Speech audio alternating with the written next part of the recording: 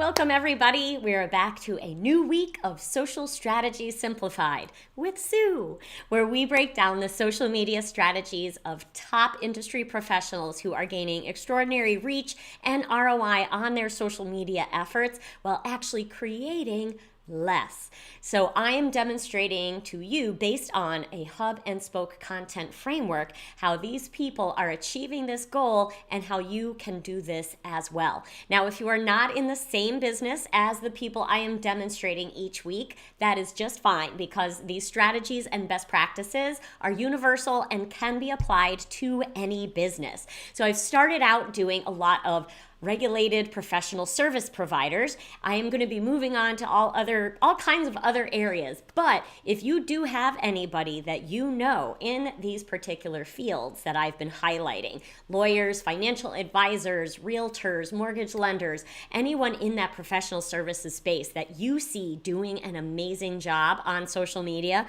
or maybe you are that person, I would love to see who that is, and perhaps they will be my next victim to be broken down on Social Strategy Simplified. So if you're here with me today live, give me a live in the comments. If you catch the replay, give me a hashtag replay. And if you would like to be notified when I'm going live, please let me know and I can shoot you a message or tag you in the post so you can join me live. Now, today we are moving on to a financial analyst. Now, something to keep in mind is I mentioned I've been doing regulated professional services, and some of that has focused on, as we demonstrate their social channels, how they make sure that they are abiding by regulation. Of note, today, this gentleman is a financial analyst, but not a CFP. So this week, as we go through the social media channels of Chris Browning, you may notice that that does not exist. And that is because it is very specific to people who are in financial planning and have those certain initials after their name. So he is able to do what he does without specific regulatory disclaimers, although there may be some things that he discusses and guests that he has on his shows where he is required to do that. So I wanted to make that disclaimer because of the heavy focus that we've initially had on some regulated professional service providers. So let's go ahead and take our initial peek at Chris's website. And so on Mondays, we start with identifying what appears to be the hub of the social media strategy, of where traffic is intended to be driven, and the content piece that really sets the stage for all of the other content that gets distributed across social media. So if we take a look at his website, even from this little chunk that you're seeing here on my screen that I am showing, we can see his focus is podcasting. And we can tell that by the image he has here of the phone, the little AirPods, and the click to listen. Okay, so we have made it clear he is a podcaster. Right out of the gate, that is his feature. So we know that hub, that primary traffic that he is driving, his key thing is podcasting. And he does popcorn finance. And what's really fun about this, can't quite see, it's cutting off a little at the top there, where we discuss finance in about the time it takes to make a bag of popcorn. So that's fun. So the cool thing here is that he is making it consumable. He's making it something that is a complex topic easy for his listeners to digest and learn in bits. Now, you might say, well, I thought hub content was a big piece. Not necessarily. We can get creative with the framework. So again, sometimes that hub may be the channel, and also that hub may be your means of developing, right? So in this case, Chris's focus is on his podcast, and he does do short podcasts. But because it becomes something that is so easy for him, he sets up his process, he has his equipment, it is his thing. His hub is the podcast, right? So it doesn't have to be a 61-page PDF that then turns into video and other forms of content like we demonstrated last week with Min. So the idea here as well is to continue breaking down this process in a way that helps you to realize that it can be applicable to a variety of means, a variety of processes and structures, so that it can be something that works for you. There's always a way to make it work for you. So in this case, again, his website highlights his podcast, That is his key. We can also see as we scroll down, he's got some awesome social proof that he prominently demonstrates and displays on his website. And his key piece here is a testimonial from Forbes. So he's been featured there. Then he shows us some of the social channels that he would like to direct us to. Now, we're going to get into some of these later in the week because that's where we then get into going from his primary space into some of the spoke content that gets distributed across the digital landscape onto different social media channels. So we can see here, we go into his About Me page.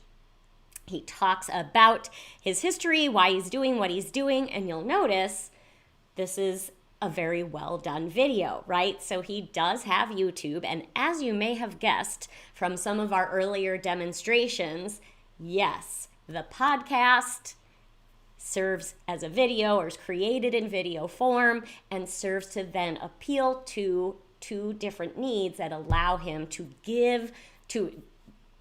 distribute these different types of content across the digital landscape. Now, in our first week of social strategies, we went over lawyer Emily D. Baker, who had the same type of setup, but her focus on her website and her focus on social media was YouTube. And here, Chris has really featured his podcast.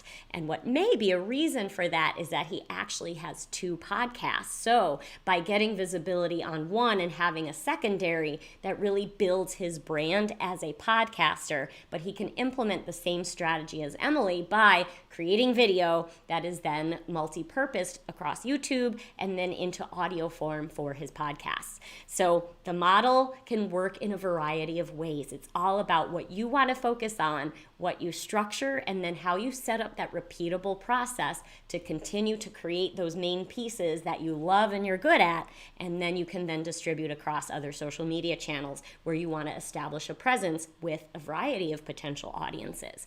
So if we take a look, we can see there's his podcast on Apple, there's his podcast on Spotify, and then we'll take a sneak peek at his YouTube channel where he has a lovely introduction to popcorn finance and some other videos that we'll get into as we discuss the spokes a bit more. But Chris has also done, as the others we've been demonstrating, a phenomenal job around really demonstrating that strong structure and identifying on his website exactly where he wants us to go, right? So even his first menu item on his website is listen and subscribe. He introduces the podcast. He tells us very clearly where he wants us to go and has the call to action on the right to get your email so that he can give you updates. So this is something that, again, we've seen this on all the people we've demonstrated so far and is something to think about. A lot of people and a lot of the clients that I work with, they have this desire to make sure that everyone knows everywhere they are and all of the things they have to offer. But what's most important first is identifying a focus, because in Emily's case, her primary is YouTube, and that following then can trickle off and she can direct from that main source where she's establishing her expertise onto other channels. Same thing with Min. His primary feature showcases that document getting people's email addresses and driving them over to the YouTube channel and the Instagram channel. And here in Chris's case, even though he is doing an extraordinary job at creating video, this is sort of an offshoot because it's something he can dual create so that he has this other content, but his primary focus clearly on his website is about getting people to listen to his podcast. So, and then as I said, that may be because he also has another podcast. So, and once you have this process in place, again, it's about simplicity, setting up a structure. So think about, if you go back and take a look at your website, from some of these examples, do people know exactly the action you want them to take? What is your primary content delivery form that you want people to consume? And if you feel like it looks a bit scattered, maybe take a look at some of these examples and think about how you can niche down a focus, because that is what's going to help simplify. The overwhelm and the digital anxiety comes into play when we feel like we need to be everywhere, but we haven't yet honed in on who we're talking to everywhere and what we can offer them. So it's a good time to take a step back and look at that, and perhaps take a look at Chris Browning's website at popcornfinance.com to see how he's set that up, or any of the previous industry service providers that we have featured over the last few weeks. And I've got all of those up right now on my YouTube channel, and I'm working on getting them onto something called the Social Media Vault. So if you want access to all of that, go ahead on over to socialmediavault.com, and there's a place you can drop your email address in, and you'll get notified when that is live. And in the meantime, I would love to hear from you in the comments if you get any ideas from any of these episodes around how you can simplify, and then by way of simplifying, actually create the ability to distribute more and reach more people. So I look forward to seeing you tomorrow, where we'll start diving into some of the spokes from which Chris uses additional social media channels to package up different bits of nuggets that he shares on his podcasts and videos, so that he can easily reuse and repurpose, make a great impact, and serve a lot of people. So drop me a note in the comments if you'd like to be notified of more to come, and I look forward to seeing you tomorrow. Thanks.